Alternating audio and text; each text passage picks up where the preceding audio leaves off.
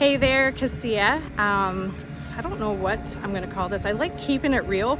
All things real estate, religion, with relationships to God and to people.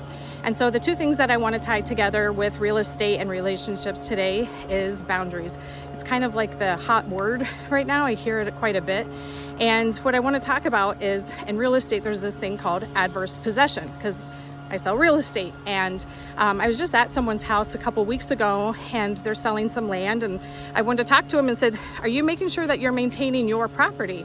And he was like, yeah, why? And I said, well, there's something called squatters' rights, and as in here the state's called adverse possession. That's more of the professional name for it. And if the government or the individuals can prove, someone's riding their bike, can prove that they are maintaining your land, they actually can get ownership for it. I've had it happen a couple of times and it's tied up in court. So the truth is, if you own land and you know where your survey stakes, make sure you're maintaining it. Make sure you're looking at it to make sure there's no deer stands on it. Deer stands seem to be the one that we get kind of the most. So with that, that's kind of, make sure I don't hit the gentleman. That's what adverse possession is. And so with that, it ties into boundaries with humans and relationships.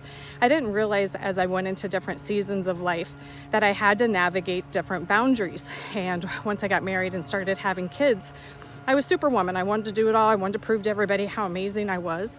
And I started living everyone's life for them and not really living my own life. And so as with property, it's a form of ownership. Boundaries, it's a form of ownership. I'm only responsible for myself.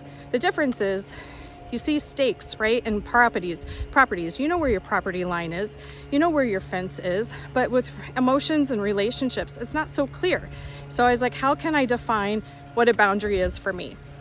The one thing I know when I don't do it right is I feel icky at night, and I'm like, oh man, I could have done that one a lot differently. But I'm learning, and it's a process.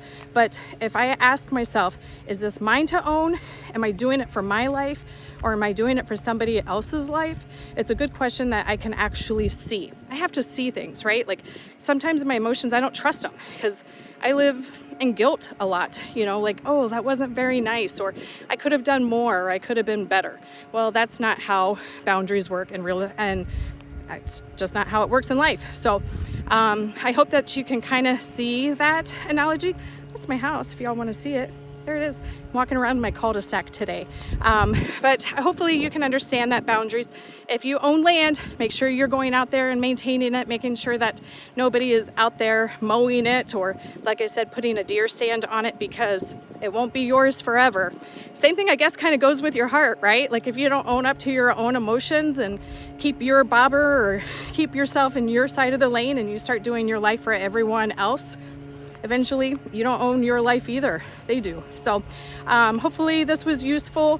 If you have any comments, questions, feel free to leave them below, and I hope that you have a great week.